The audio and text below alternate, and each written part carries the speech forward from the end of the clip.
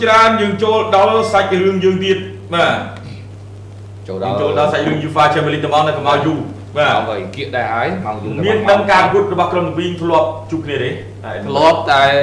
មិនធ្លាប់ជួបគ្នានៅក្នុងការដណ្ដើមពានផ្លូវការទេបាទគឺលក្ខណៈមិត្តភាព4ដងនិងពានរង្វាន់ ITC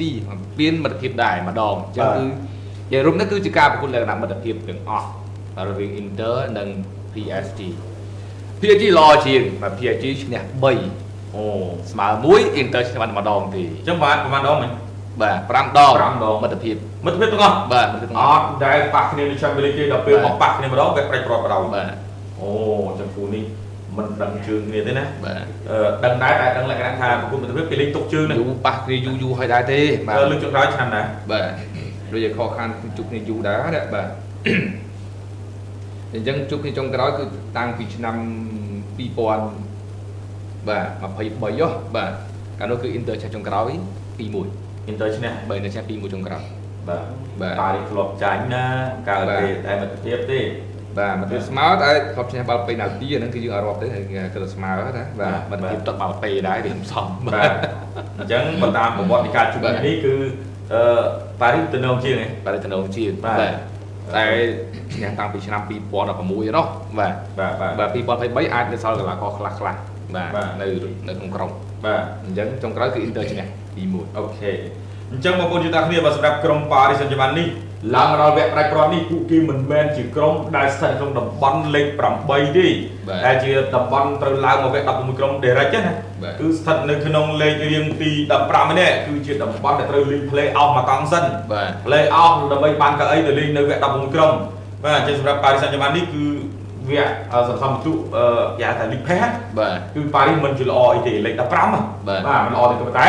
ចាប់ផ្ដើមល្អតាំងពីការឈ្នះ Manchester City 4គ្រាប់មកចាប់ផ្ដើមល្អពីក្នុងមករហូតមកដល់ឥឡូវនេះខ្លាំងយកទៅមែនទែនសម្រាប់ប៉ារីសសេនជឺម៉ាន់ឡើងជឿខ្លាំងណាស់បាទក្លឹបនៅអង់គ្លេសស៊ីរៀបអស់ហើយស៊ីអស់បាទមើលណាខ្លះតាំងពី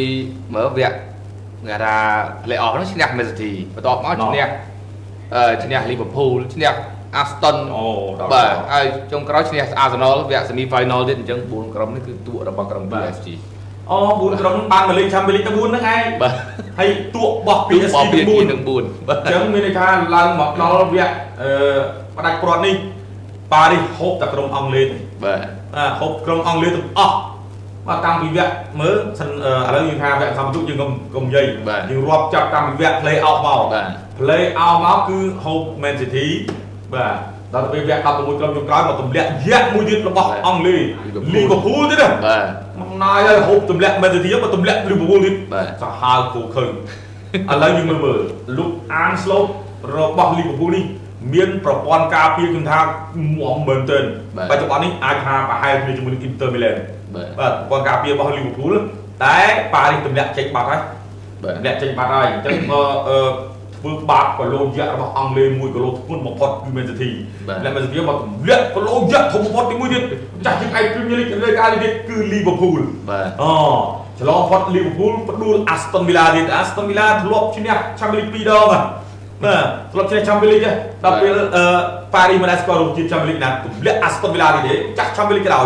ទាំង Man City ទាំង Liverpool ទាំង Aston Villa សុទ្ធតែធ្លាប់ឈ្នះ Champions League បាទប៉ារីសទម្លាក់ទាំងអស់ហើយប៉ារីសមិនអាចស្គាល់រកជាតិទេទម្លាក់អស់ចុងក្រោយអ្នកមិនធ្លាប់ឈ្នះអ្នកឈ្នះពានមាសក៏ទម្លាក់ដែរ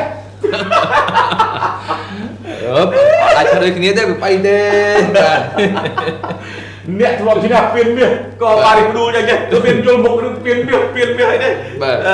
ទម្លាក់ Arsenal ទៀតឥឡូវទម្លាក់ក្រុមមកពីអង់គ្លេសតិចខ្ទីមកសម្រាប់ប៉ារីសសេនជឺម៉ាន់ក៏ពួកគេបន្តដំណើរមកវគ្គផ្ដាច់ព្រាត់វាអស់ក្រុមមកពីអង់គ្លេសមកមានក្រុមអង់គ្លេសទៀតជួបទៀតអស់ហើយទម្លាក់អស់ហើយដោយសារតែប៉ារីសខ្លួនឯងនឹងទម្លាក់ឡើងមកជួបជាមួយនឹងអ៊ីតាលីមកក្រុមមកពីអ៊ីតាលីក្រុមមកពីអ៊ីតាលីគឺ Inter Milan នេះក៏មិនដល់ដែរក្រុមនេះសាហាវគូឃើញណាស់បាទ Inter Milan គឺជាក្រុមស្ថិតក្នុងលេខរៀងទី4កាលពីវគ្គសន្សំពិន្ទុណាបងប្អូនណាឡើងមក direct គ្មានពិបាកទេតាំងពីវគ្គសន្សំពិន្ទុ League Pass មកគឺពួកគេធ្វើបានល្អមែនទែននៅវគ្គសន្សំពិន្ទុពួកគេណែចូលលេខរៀងទី4បាទសម្រាប់ Inter Milan លេខរៀងជប់មើលសិននេះInter Milan លេខ4ឯណាលេខ2មើល người khóc bao giờ lấy buồn mà Inter Milan chơi lấy đinh tí 4 háiពួកគេចាញ់តែមួយឲ្យគាត់បាទនៅវគ្គសន្សំបន្ទុកសម្បី Arsenal ដែលលេងជាមួយនឹង Paris ឆ្នាំតាំងហ្នឹងក៏ Inter ហូបដែរបាទចាញ់តែមួយទេដល់ទៅពេលពួកគេឡើងមកដល់វគ្គនៃ knock out វគ្គ16ក្រុមចុងក្រោយ Inter Milan បានទម្លាក់ក្រុម Feyenoord របស់ Holland បាទពីរជើង1 ទល់នឹង 4 ទល់នឹង 1ឆ្លងផុតពី Feyenoord មកគេប៉ះយៈអាឡម៉ង់បាទ Bayern Munich ទម្លាក់ Bayern Munich ចេញបាទឡើងដល់2ជើងគឺ3ទល់នឹង 4ច្រើនប្របាល់ច្រើនណាបាទទម្លាក់យៈអាឡម៉ង់ណា Inter Milan មិនធម្មតាទេបាទគឺ Bayern Munich ក៏លងយៈធំណាដល់ទៅពេលឆ្លងផុតយៈអាឡម៉ង់មកជួបយៈអេស្ប៉ាញបាទអូ Inter Milan ខ្ញុំមិនស្មានថា Inter Milan អាចទម្លាក់ Barcelona បានទេ Barcelona កំពុងពេញខ្លាំងបងប្អូនយើងបាទទម្លាក់ Barcelona ចេញបាទ2ជើង6ទល់នឹង7បាទគ្រាប់បាល់ច្រើនមែនទែនណា Barcelona បុកសុទ្ធឡងទួក Inter ដែរតែទួកលក្ខណៈទួកមិនសន្លប់នៅដង្ហើមទឹកងើបមកដាក់ម្ដាយចំកណ្ដាលមុខស្រាប់សន្លប់ Barcelona បដ ாய் គេមិនដឹងបានធ្វើអីមិនគេដាក់តែម្ដាយដួលបដ ாய் ហើយវាយគេលងថ្ងៃគេគាត់គេទួកដែរតែអត់ដួលដល់ពេល Inter ឆក់ម្ដាយមកចំកន្លែងពិសេសដួលភីងបាទអញ្ចឹង Barcelona លាក់ចេញហើយបាទទោះការលេងល្អជាង Inter Milan យ៉ាងម៉េចក៏ដោយប៉ុន្តែអ្វីដែលសំខាន់គឺគ្រាប់បាល់តែគ្រាប់បាល់គ្មានហើយតិចគ្រាប់បាល់ជាងអាហ្នឹងគឺចាញ់ហើយបាទបាល់ទាត់តែគ្រាប់បាល់តិចជាងគឺចាញ់ហើយអញ្ចឹងពេលនេះពួកគេមកជួបជាមួយនឹងក្រុម Paris Saint-Germain កម្រិតលេង Paris Saint-Germain ទំនួលលេងចំស្តៀងនឹង Barca ប៉ុន្តែប្រព័ន្ធការពារមាំជាង Barca ណែអញ្ចឹងឥឡូវ Admin Morin ខ្ញុំសុំសួរពី Paris Saint-Germain ជាមួយនឹង Bayern Munich តើមួយណាល្អជាងបច្ចុប្បន្ននេះបាទបច្ចុប្បន្នខណៈដែល Inter Milan គាត់ហូប Bayern Munich បានតែតឹងបាទ Inter មកដល់ចុងក្រោយទៅជារៀងពិបាកបន្តិចជាពិសេសគឺរបូតពីអស់2ចុងក្រោយបាទពីសម័យពីលីកគឺញ៉ាឈរនៅកំពូលតារាងដាច់ Napoli 4-5 បន្ទុកចុងក្រោយបើយកឲ្យ Napoli វ៉ាបានហើយចាញ់សោកស្ដាយនៅសប្តាហ៍ចុងក្រោយឈ្នះដែរតែគេយកពានបាត់ដែរបើគឺចាញ់មកបន្ទុកជាមួយនឹងក្រុម Napoli អញ្ចឹងបាទសម្រាប់រឿងយូរនេះខ្ញុំជឿជាក់ថា Inter ប្រហែលជាអាចធ្វើចិត្តបានពីពីនោះហើយតែពីពីនឹង2ហើយបាទព្រោះថា Inter ផ្ដោតមកខ្លាំងជាមួយនឹង Champions League ព្រោះថាឃើញហើយគេអាចឈ្នះទៅលើ Bayern គេអាចឈ្នះទៅលើក្រុម FC Barcelona ថែមទៀតអញ្ចឹងគឺគេថា Champions League គេអត់ខ្វល់ទេបាទគេខ្វល់តែ Champions League អញ្ចឹងបាទខ្ញុំអាចនិយាយថាកម្រិត2នេះរវាង PSG និង Inter ខ្ញុំជឿជាក់ថាមិនលើគ្នាខ្លាំងទេឥឡូវខ្ញុំកាត់ទៅសិនឥឡូវខ្ញុំដល់ Aperitif Inter ជាមួយនឹង Paris ជាប្រៀបធៀបអ្នកដែល Inter ទម្លាក់ទល់នឹង Paris បាទ Bayern Munich ជាមួយនឹង Paris Bayern នេះឃើញថា Bayern Bayern ជាមួយនឹង Paris យើងគេថាវាអត់លើគ្នាបាត់ហើយបាទអញ្ចឹងបើយើងវិភាគមកដល់ Barcelona ជាមួយនឹង Paris ទៀតឥឡូវ Barcelona និង Paris វិញ Barcelona ល្អជាងបាទ Barcelona ល្អជាង Paris បាទតែនៅតែ Inter ធ្វើបានបាទអញ្ចឹងមានន័យថា Paris បាច់ឡើងមកលេងអញ្ចឹងឲ្យបាទ Inter អត់ទេគេមានបាច់លេងកោគ្នាឧទាហរណ៍ Paris លេងប្រយ័ត្នជាងបាទ Paris យើងឃើញថាលេងប៉ា Arsenal អត់ច្រឡោតទេឲ្យ Arsenal លេងមកសេរីទុកវាបោចបានមកគ្រាប់ទុកហ្មងបាទ Paris អត់មានញ៉ៃលេងថាទៅចង់ថាទៅបុកទៅវិញទៅមកដូច Inter ទេ Inter លេងបុកទៅវិញទៅមកអត់មានខ្លាចទេតែ Paris លេងប្រយ័ត្នជាងព្រោះ Barcelona បុកបាយបុក Inter ចង់មកហើយទៅបុកគេទៀតហើយអត់លើសទៅបុកតឡាប់រហូតគេដាក់មកវិញភ្លើបាទយើងឃើញថាមានកីឡាករគ្រប់ទាំងការពារទាំងបម្រើទាំងប្រយុទ្ធល្អប៉ុន្តែអត់លេងច្រឡោតទេលេងថាលេងប្រយ័ត្នប្រយែងណាលោកតាគេគឺឲ្យកូនក្រុមរបស់គាត់លេងប្រយែងបាទគឺបាទមិនគេថាមិនទៅសម្រុកគេឲ្យពីតែស៊ីគេហើយមិនទៅសម្រុកគេវិញទេបាទធ្វើយ៉ាងណាគឺរក្សាស្ថានភាពដូចទៅលៀនឲ្យល្អកុំឲ្យដៃគូមានឱកាសបាទគឺដឹងតែមានសំណាងក្នុងការឡើងមកមែនមកឈ្នះមកប៉ា Arsenal មានឱកាសសុទ្ធមែនតែពិបាកណាស់ពិបាកថាសាច់បាល់ពិបាកចុះជាមួយនឹងបនការពីរបស់ក្រុម PSG រួចទៅហើយបាទ Arsenal ហូបរៀលមកស្រួលមែនទេហើយសុទ្ធច្រើនគ្រាប់ហើយទៅទាំងមកហូបទៅមកដល់ពេលមកប៉ះប៉ារីគាំងស្ញែងបាទធ្វើឲ្យប៉ារីកើតអ្នកចាំទីល្អមែន Donnarumma បាទ Donnarumma តែបើសិនជាគិតពី Donnarumma ជាមួយ Jan Sommer អត់មានអីខុសគ្នាប្រហែលទេព្រោះថា Jan Sommer ក៏ល្អដែរយ៉ាងណាឥឡូវល្អJan Sommer ប៉ះបាយវិញគាត់សេវបាល់ដល់មកJan Sommer យ៉ាងសមើបើសិនជាគឺគិតសេលគឺច្រើនជាងដូណារ៉ាម៉ាប៉ុន្តែគាត់ដូណារ៉ាម៉ាបាទគឺគេថានៅក្មេងហើយគេថា reflect លឿនជាងយ៉ាងសមើគាត់ចាស់គាត់វិភាគសំបីតាម្លេះយ៉ាងម៉ៅគាត់ដឹងថាយ៉ាងម៉ៅឆ្វេងមកដល់ផ្លូវកន្លោះហ្នឹងទេគាត់បើកមួយចោលមកគាត់ចាំមើលឲ្យខ្សែការពារបិទមួយចោលគាត់បិទមួយទៀតអញ្ចឹងគឺគាត់បានវិភាគជាមួយខ្សែការពារបានល្អហើយបាទអញ្ចឹងគឺសម្រាប់តំបន់ការពារទាំង Inter ទាំង Paris ល្អដូចគ្នាបាទល្អដូចគ្នាបាទអូខេបើល្អដូចគ្នាចឹងមានន័យថាបាល់សេឡូណាខ្លាំងប៉ុណ្ណឹងតែលេងអត់សូវប្រយ័ត្នទេបាយមិនក៏មិនសូវប្រយ័ត្នដែរបាទអញ្ចឹងទើបធ្វើឲ្យ Inter Milan អាចខ្ញៃបានហ្នឹងឯងពីអ្នកហ្នឹងអត់សូវប្រយ័ត្នជើងក្រោមប៉ុន្តែប៉ារីសគេប្រយ័ត្នគឺយកឃើញចឹងប៉ារីសខាងលើអត់ស្រួចជាងបាសេទេបាទក៏ប៉ុន្តែពួកគេប្រយ័ត្នជើងក្រោមបាទតែក្នុងលេងរបស់ពួកគេបាល់ខ្លីបាល់អីការគ្របហ្នឹងគឺមានម៉ាសេតបាទមានម៉ាសេតឬបាល់ខ្លីបាល់អីលោកលូវីសវិគេគាត់ប្រកែហ្នឹងគាត់ដឹកបាសេឡូណាចេះដឹកបាសេឡូណាលេងពីមុនមកគឺលេងជាមួយប៉ារីសបច្ចុប្បន្នរៀងគ្នាអាប់ពីមុនណាប៉ុន្តែឥឡូវប៉ារីសហើយបាសេឡូណាមិនមែនចេះលេងដូចគ្នាទេព្រោះនៅការដឹកនាំរបស់លោក Hansi Flick គាត់មានទំនងលេងមួយអាចនិយាយថាសម្រាប់អត់ដកដៃទោះជាបានប្រមាណគ្រាប់ទៅលើគេហើយយកប្របាល់ទៅណាទេបាសេឡូណាហើយតែបាននៅទៅសុតសម្រុកតទៅធ្លាក់ចេញពីក្រៅធ្វើជើង Inter Milan នៅទៅសម្រុកអញ្ចឹងបាសេឡូណាគេចូលចិត្តសន្ធប់ខ្លាំងហើយពិបាកចុះបិទមែនទែនគេអាំងទម្រង់អបសាយមកដល់បាក់ Inter Milan ទម្រង់អបសាយនេះមិនបានទេ Inter Milan ច្បាស់ដែរបាទក៏ប៉ុន្តែ Paris Saint-Germain គេច្បាស់ការពារគេច្បាស់បម្រើច្បាស់ប្រយុទ្ធនិយាយទៅល្អគ្រប់យ៉ាង Inter Milan ល្អគ្រប់យ៉ាងដូចគ្នាអ្នកពីរហ្នឹងល្អគ្រប់យ៉ាងដូចគ្នាបងប្អូនយើងមិនសូវទស្សនាបាល់អ៊ីតាលីប្រហែលជាគេថាប៉ារីសល្បីជាងប៉ារីសលោជាងធំជាងហើយបងប្អូនយើងនិយាយចឹងបានប៉ុន្តែតាមដានបាល់រាល់ថ្ងៃអ្នកនឹងដឹងថាតើកម្រិត Inter Milan នឹងធ្ងន់ប៉ុណ្ណាបើស្រាលមិនមែនពួកគេឡើងការវគ្គដាច់ប្រត់ប៉ះមែនទីទេហើយចាញ់មែនទីមកគ្រាប់នោះគឺមែនទីបិទតែអត់ពៀនផងសុទ្ធដែរសុទ្ធមែនទីអត់ចូលបាទ Inter បុកដែរហើយថ្ងៃប៉ះជាមួយបាយយើងនេះយើងមើលដឹងហើយ50ក្នុងលេងហើយសុទ្ធឡើងច្រើនគ្រាប់ទៅលើបាយយើងទៀតបានសុទ្ធទៅលើបាយយើងទៀតឲ្យប៉ះបាសេឡូណាម៉ាំងទៅម៉ាំងមកការពារមុំវាយបកច្បាស់បាសេឡូណាបាយនេះសុទ្ធតែគ្រប់តែស្រួចអូខេបំបែកសំណាញ់ទីរបស់ Inter តែមុំតន់បានក៏ប៉ុន្តែបំបែកដែរតែមិនឈ្នះបាទ Inter ទុបដែរតែទុបអត់ជាប់ទេបាស្តេសុទ្ធឡើង6 7គ្រាប់តែសុទ្ធប៉ុណ្ណឹងអត់ឈ្នះ Inter ដែរនៅតែអត់ឈ្នះ Inter ត្រឡប់មកសុទ្ធបានដូចគ្នាណែអញ្ចឹងអញគាត់ថាមុំជើងក្រោមសម្រាប់កុំមុតសម្រាប់ Inter Milan មុតដូចគ្នានៅក្នុងយុគនេះអ្នកទាំងពីរសុទ្ធតែឈ្នះក្រុមធំដូចគ្នាបាទតែមានមួយរឿងគិតថា boring ណាគូហ្នឹងបាទបើវាដល់វគ្គនេះហើយខ្ញុំគិតថាមិន boring ទេមកយុគនេះខ្ញុំជឿជាក់ថាបើសិនជាប៉ារីសមិនបុក Inter ឲ្យបានគ្រាប់ទេបាទពិបាកធ្វើការជាមួយនឹង Inter ហើយ Inter ក៏មិនបុកទៅលើ PSG ដែរតែពិតបើសិនជាបើកុំតាប៉ះជាមួយ Bayern ប៉ះជាមួយនឹងបាសេឡូណាណាបើកុំតាបាសេនឹងបាសេនឹង Bayern មិនលេងទប់ Inter ទប់ Inter ទប់ងាប់ចោលវិញបាទយើងឃើញថាបើមកពី Bayern ជាមួយនឹងបាសេជាអ្នកនាំរឿងខ្ញុំបើខាងមកគឺមើល Bayern ធ្វើនាំរឿងគេដាក់មុនលើ Inter ដាក់មើលគេគាត់ដាក់ម៉ងដល់ពេលបាសេឡូណាមកចឹងទៀតមកទៅពីយើងបាសេឡូណាមកអូ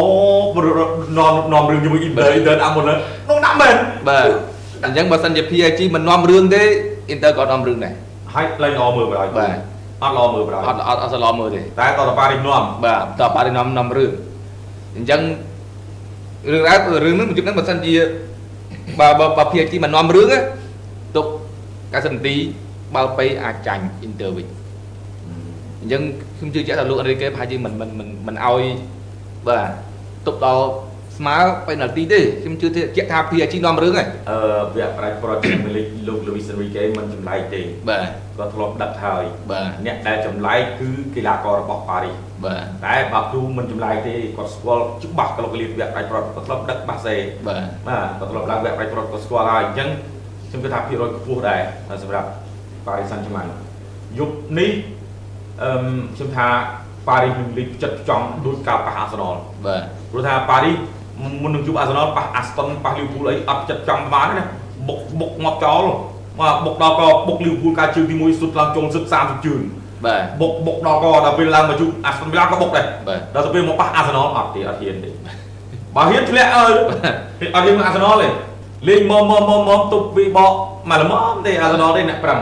ដល់ពេលហើយក៏បានសម្រាប់ទៅហេតុផលផ្លែការរបស់លោកលូវីសវីកេក៏រៀបចំគឺសម្រាប់មែនខ្ញុំថាប៉ះអ៊ីនទ័រនឹងក៏លេងរបៀបអញ្ចឹងដែរលេងស៊ីផងលេងស៊ីឲ្យទប់ទៀតអាចហើយតែពេលចុះទប់ឲ្យមាំតែប៉ារីសយ៉ាប់ត្រង់ថាការប៉ះជាមួយក្រុមផ្សេងៗនៅអង់គ្លេសបាល់លើពួកគេមិនសូវប្រមាណទេបាទហើយកីឡាកររបស់ក្រុមមកពីអង់គ្លេសទាំង4ទាំង5ក្លឹបនោះគឺសុទ្ធតែជាក្រុមដែលថាមានកីឡាករមានមិនសូវជាធំប្រមាណតែបាល់លើអ៊ីនទ័រណាបាល់លើអ៊ីនទ័រអេម៉ា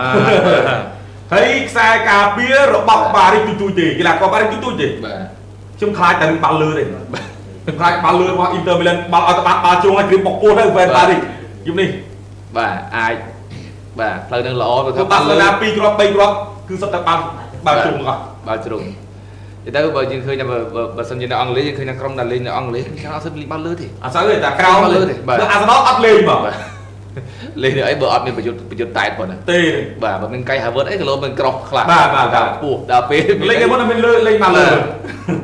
អញ្ចឹងប្រហែលតែលេងបាល់ក្រោមទៅមិនរួចជាមួយនឹង PSG បើខ្សែការពារបើអាស្តុនវីឡាលេងតែកដាលហើយស្មូលចូលអាស្តុនមិនសូវស្លាប់ប្រហែលទេហើយប៉ាមែនស៊ីធីឆ្វេងស្ដាំលើកអានេះទៅរំលងផុតទៅដល់លើកពីនោះផុតមកនេះទៅ20នាទីមិនទាន់បានសុទ្ធមួយជើងលេងតែរំលងចំរំលងឡើងអាហ្នឹងគឺមែនស៊ីធីដល់ពេលលីវើពូលនោះលីវើពូលលេងស្លាប់ដែរលេងស្លាប់ក្រោះដែរប៉ុន្តែរឿងតឹងជាមួយនឹងប៉ារីសជុំបាត់មកច្រើនបាល់លីវើពូលគ្រោះថ្នាក់ច្រើនណាលីវើពូលលេងបាល់លើច្រើន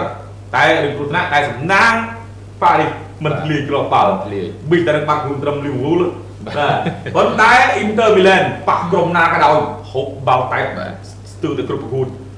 បាល់ជ្រុងបងប្អូនអ៊ីនទ័រមីឡានសាហាវណាស់រឿងបាល់លើហ្នឹងហើយយើងមើលកីឡាកររបស់ក្រុមប៉ារីសទាំងអស់មិនសូវធំទេខ្ញុំបារម្ភរឿងហ្នឹង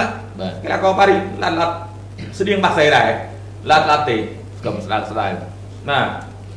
អញ្ចឹងហើយនៅ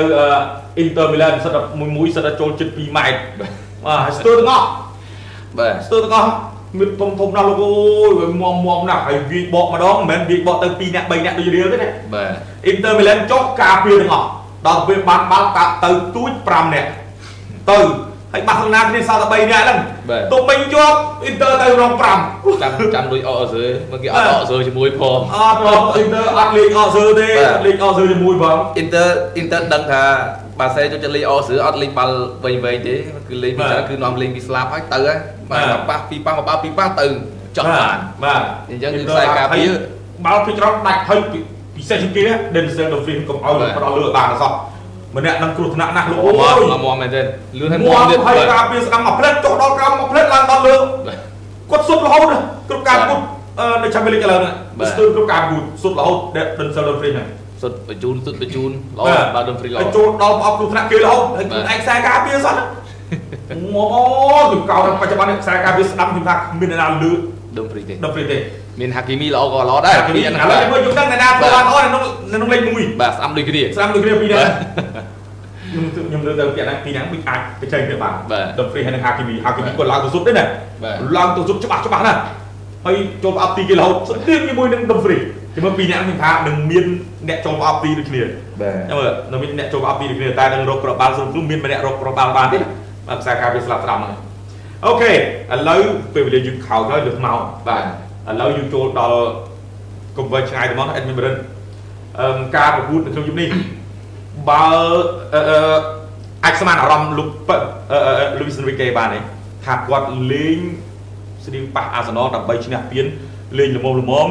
ឬក៏គាត់ចាប់ផ្ដើមនាំរឿងខ្ញុំគិតថាលោក Enrique នាំរឿងដូចមុនចឹងដូចប៉ះអាសនលចឹងនាំរឿងទៅស៊ីហើយបិទទុកហ្នឹងហើយ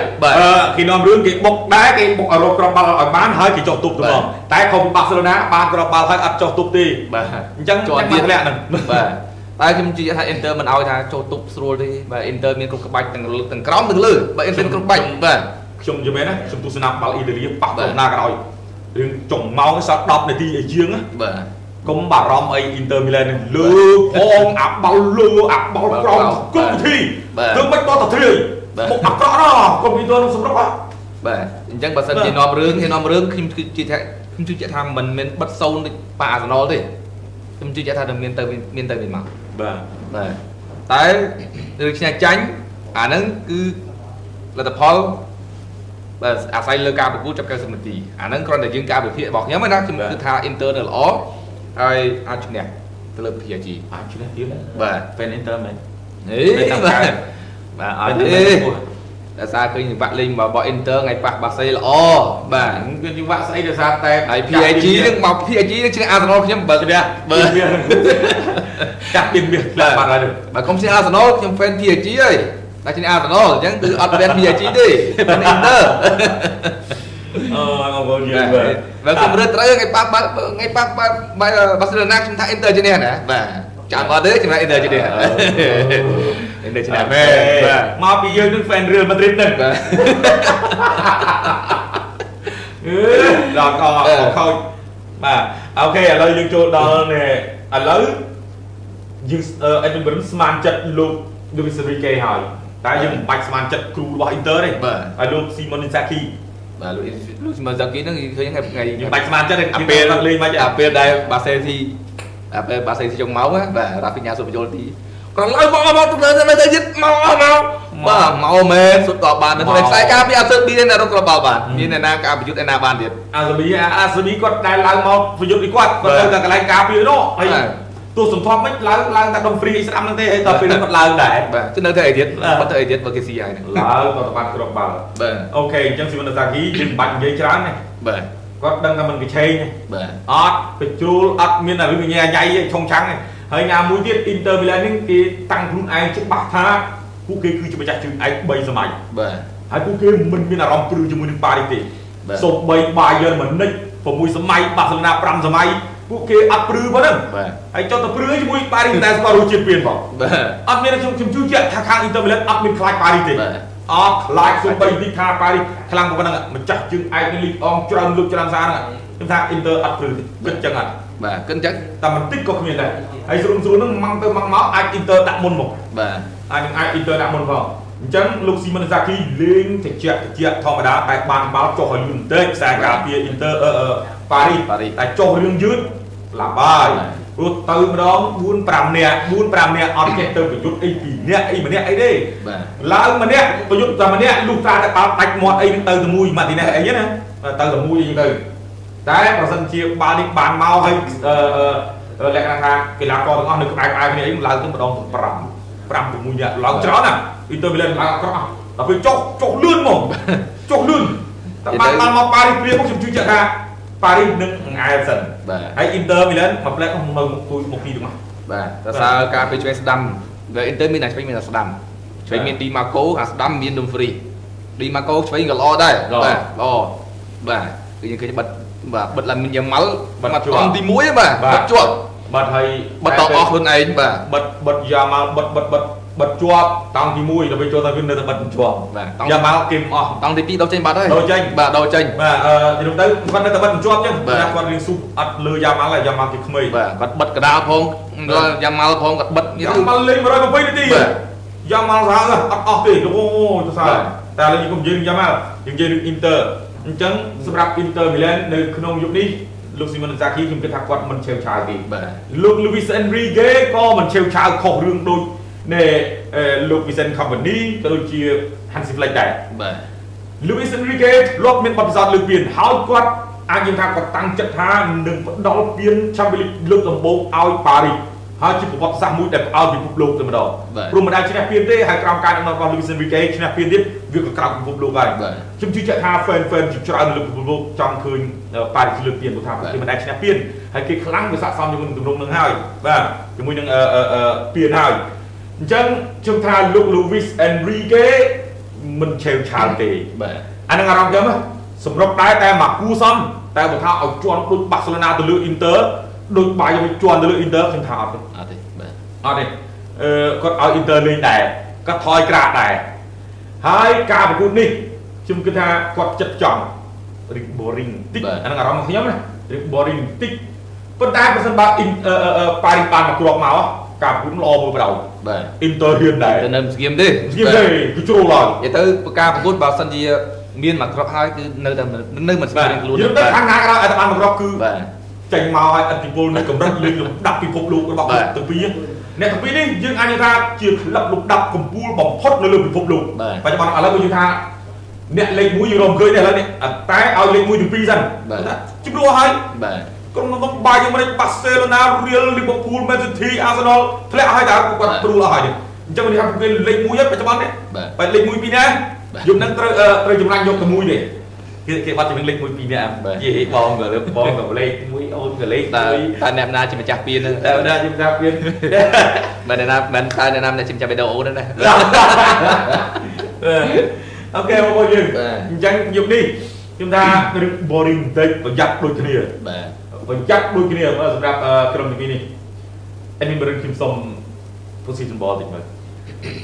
position ball ខ្ញុំជឿជាក់ថាមិនលើកទេ50 80បាទមិនលើកទេព្រោះថាដល់បានបាល់មួយគឺមួយគ្រប់ក្រុមបាល់បាល់មកខាងនេះគ្រប់ក្រុមបាល់ណាបើសិនជាមិនតាន់នឹងគ្រាប់ណាតែបើសិនជាខាងនោះបុកទៅបាល់គ្រាប់នឹងសាច់បាល់ខាងគេនឹងបុកហើយបាទតែបើបុកធ្លីហើយបិទវិញហើយបិទអញ្ចឹងទៅវិញម្ដងអ្នកលេងជាអ្នករ៉ាប់រង season ball បាទវិញបាទអញ្ចឹងអត់លើកទេបាទអូខេអញ្ចឹងអាចនិយាយថា Inter អាចលេងស្លាប់ច្រើនស្លាប់និយាយទៅ Inter លេងស្លាប់សងខាងតែម្ដងសងខាងហើយជ្រុងក៏ច្រើនដែរជ្រុងបាទអញ្ចឹងច្រើនជួយក្រុមដែលចូលចិត្តស្លាប់ហើយគ្រប់ទៅវាអាចជ្រុងច្រើនហើយប៉ៃមិនសូវនេះមកទេបាទដល់ថ្ងៃខ្លះលេងស្លាប់ថ្ងៃខ្លះអត់ទេលេងតែពីលើក្តារតែនេះវាច្រើនលេងស្ដាំដោយសារមាន Hakimi នាំលេងច្រើនហើយនឹងតែលេងស្ដាំដែរបាទស្ដាំតែឥឡូវវាឆាពីក្បាត់មុំមានណាបាទបារីសមានគវិឆាខ្វរ៉ាស្គីលីឆ្វេងល្អណាស់ជាមួយ Bradley Barcola បាកូឡាស្ដាំមាន Dembele ហើយមាន Desiree ក៏ល្អដែរអូDemi បាទ Demi លយណាស់អូយមកពីលើតបូលទូពឹងបាទសុទ្ធស្អាតណាស់ក្មេងទេ Desiree នេះល្អហើយប្រយុទ្ធប្រអប់បាទ Gonzalo Ramos ណាស់ទៀតយុទ្ធប្រអប់ដូចជាមិនសូវមានទេយុទ្ធប្រអប់អញ្ចឹងគឺចូលចិត្តលេងតែបំរើប្រយុទ្ធហ្នឹងយល់ទៅគីឡូម៉ូនេះមិននៅចាញ់ហើយភាជាណាចាញ់ហើយគីឡូម៉ូនេះដូចជូបន្ទូដែរទៅជូបន្ទូហើយបាទអញ្ចឹងអស់ហើយត្រឹមតាម0រ៉ាំកដាលអញ្ចឹងបងប្អូនយើងទាំងអស់គ្នាពេលខ្លះដែលមកលេងឡើងមកលេងកដាលដែរឡើងមកលេងកដាលដែរហើយទុកឲ្យ Desiree លេងស្ដាំវិញបាទវាអញ្ចឹងណាអញ្ចឹងបងប្អូនយើងទាំងអស់គ្នាឥឡូវ admin បរិទ្ធគិតថាជ្រុងច្រើនជ្រុងអត់លើស10ជ្រុងលើស10ហើយគាត់ថា Inter ច្រើនជាងបាទព្រោះថាឲ្យតែទៅដល់មានជ្រុងបាទត្រូវជ្រុងបាទជ្រុងអាចនឹង Inter 4អីទៅបើគឺ Inter 5ហើយនឹងបាទប៉ារីស3ទេបាទជ្រុងខ្ញុំថាប៉ារីស3ស្រុំអត់មានជ្រុងបាទ1 2ឯនេះបាទហេទៅគីឡូបើសិនជា Inter នាំមុខមុនអានឹងជ្រុងច្រើនហ្មងប៉ារីសបាទឲ្យតែហ៊ាន Inter នាំមុខមុនគ្រប់វិធីលើសុទ្ធអាពីលើតបូលទូក៏សុទ្ធម៉ងឡាប់ជ្រុងរកមកទេអត់ Inter នាំមុខតែបើសិនជាប៉ារីសនាំមុខទៅជាខ្សត់ជ្រុងវិញហើយទៅជា Inter បានវិញតែបានក៏មិនច្រើនប្រហែលដែរអូខេ position ball អញមិនដឹងថាប្រហែលគ្នាដល់ពេលជ្រុងគិតថា Inter លើកបាទចុះក្របបាល់ក្រមោល Inter លើក Inter 2ប៉ារីស1អញ្ចឹងវិញបាទសម្រាប់ខ្ញុំបងប្អូនខ្ញុំថាបងប្អូនយើងអាចនិយាយបានអេមីបរិនគាត់ថា Inter ឈ្នះពានអញ្ចឹងត្រឹម90នាទី Inter ឈ្នះបាទ Inter ឈ្នះពាន90នាទីបាទ90នាទីអត់ថែមមកណាអត់ថែមមកអូខេសម្រាប់ខ្ញុំបងប្អូនយើងទាំងគ្នាបើការប្រកួតរវាងក្រុមពីរនេះខ្ញុំថាប្រសិនបើ Inter កែបាល់ប៉ារីសថយឲ្យលេងបាទប៉ារីសអត់ដូចបាសេទេអត់ដូចបាយ័នទេតែពេលដែល Inter កែបាល់ពួកគាត់ទៅប្រេះដល់មុខគ្រោះថ្នាក់របស់គ្រោះថ្នាក់ទៅប្រេះភ្លាមហ្មងហើយ Inter លេងថយក្រោយដល់បាទទៅប្រេះទៅឡើងលួចមើលចងជាប់អស់លីងតែយុគនេះខ្ញុំថាប៉ារីសថយហើយ Inter ក៏ចូលប្របាក់តាំងចូលរួមចោកតែលេងបាល់លើលេងបាល់លើច្រើន Inter តែប៉ារីសថយហើយនឹងបុកទៅអីថយដែរព្រោះទៅពីរដូចគ្នាហើយ boring ទៅលេងយ៉ាងណា boring តែពេលប៉ារីសបានបាល់រៀងសម្រុកខ្លាំងជាង Inter បន្តិចបាទព្រោះថាពួកគេមានកម្រិតសម្រុកល្អជាងប្រតិការអាតាក់ខ្លាំងណាដូចជាដេញជ្រុងអាតាក់នេះគឺថាច្រើនជាងបាទគេមានប្រយុទ្ធច្រើនជាង Inter សម្បូរតែលើការពារហើយបំរើទេមកប្រយុទ្ធមានតែមកទីនេះក៏ដូចជាធូរ៉ាំតែ2ទេបាទតែពីហ្នឹងបដាច់ច្រាក់ស្អាតណាស់ស្អាតបាទអូខេ chúng ta position ball chúng ta ai kia Paris 55% ตัว 45% ឬក៏អាចខុសគ្នា4-5 4%នេះឬក៏50-50តែបើថាឲ្យលើកគឺ Paris ជាអ្នកលើក position ball ហើយការសុទ្ធchúng ta Paris ច្រើនជាងតែ Inter Milan តិចជាងនោះឧទាហរណ៍5ជើងចំគោលដៅ4បាទទស្សនវិជ្ជាក្របបាល់មានច្រើនដែរអត់តនិយាយក្របបាល់ហើយនៅតែចំច្រើនមានក្របបាល់ច្រើនដែរគឺថា Paris ទូច5-10ជើងអូយខ្ញុំហ្នឹង Inter អាច10ជើងបាទអាចប្រហែលជាខ្ទង់10ជើងចុះឬក៏12 13អស់ហើយបាទច្រើនផុតតែបើឱកាស on target ប្រហែលគ្នា Paris ច្រើនដែរតែបាញ់ចាប់ block មានគ្រប់គ្រឿងមានច្រើន Paris ព្រោះថាចូលអត់ចុះបាល់លើលេងអត់កើតទេជើងក្រោម Inter ធំៗបាទបាល់លើលើកអត់កើតទេហ្មងខ្ញុំថាស្ទើរតែគ្មានបាល់លើ Paris ជំនេះយប់នេះបងប្អូនខ្ញុំនិយាយថា Inter Milan នឹងសុទ្ធបានមួយគ្រាប់ទៅលើក្រុម Paris Saint-Germain បានមួយគ្រាប់90នាទីពេញ Paris Saint-Germain 2 Inter 1អាបញ្ច្រាស់គ្នាបាទតែយ៉ាងណាក៏មាន3គ្រាប់90នាទីទេចប់ត្រឹម90នាទីអ្នកទាំងពីរនេះបាទវា final ដូចខានក្របលើច្រើនឆ្នាំហ្នឹងបាទព្រោះថាមើលតាំងពី19 20មកបាទ1-0បើប៉ារីសមករឿងដូចបាសេឡូណាអាចគ្រាប់បាល់6 7គ្រាប់បាទអាចអញ្ចឹងឲ្យតែប៉ារីសរៀនលេងដូចបាសេឡូណាលេងទល់ជាមួយអ៊ីនទ័រសុទ្ធច្រើនគ្រាប់ហើយប៉ារីសក៏សុទ្ធច្រើនគ្រាប់ដែរតែខ្លាចតែប៉ារីសយល់ទៅគ្រប់យ៉ាងគឺស្ថិតក្នុងដៃប៉ារីសបាទប៉ារីសនាំលេងគឺល្អមើលបើប៉ារីសមិននាំលេងអ៊ីនទ័រអត់លេងតែប៉ុណ្ណឹងបាទអ៊ីនទ័រតែប៉ុណ្ណឹងឯងគាត់នាំគេលេងលុកប្រាតែលេងនៅអ៊ីតាលីប៉ះដូចជា AC Milan បាទនៅដូចប៉ះ AC Milan លើកកៅពីពានអ៊ីតាលីខាប់នោះបាទបុករហូតមានណាបុកអនុមករហូតចាញ់ AC Milan ឡើងទួសាយទួអូខេនេះគ្រាន់តែជាការយល់ឃើញរបស់ខ្ញុំនិង Edwin Morin តែប៉ុណ្ណោះខ្ញុំថា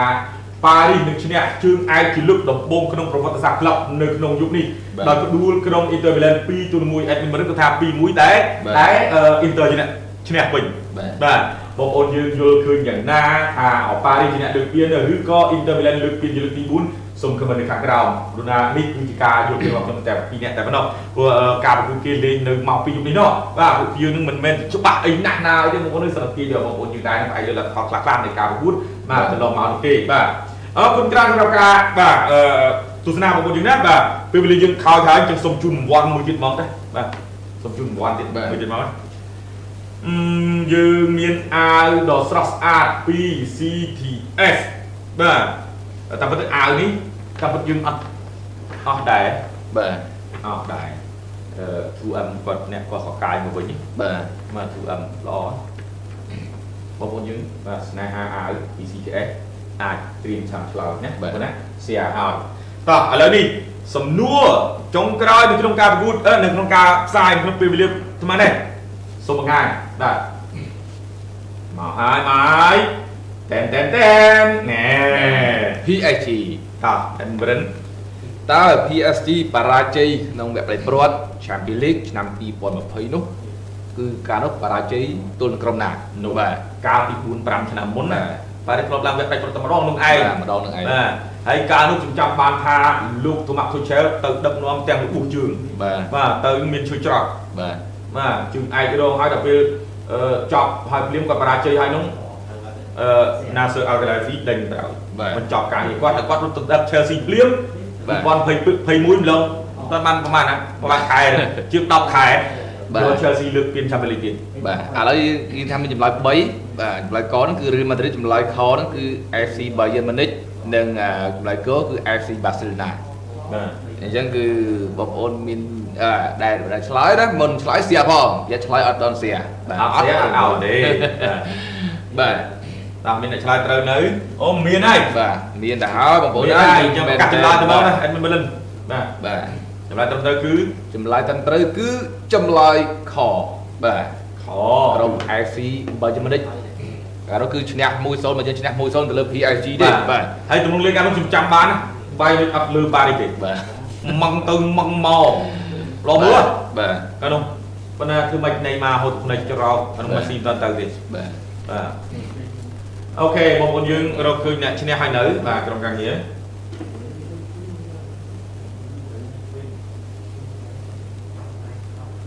បាទដូចជាមានត្រូវណា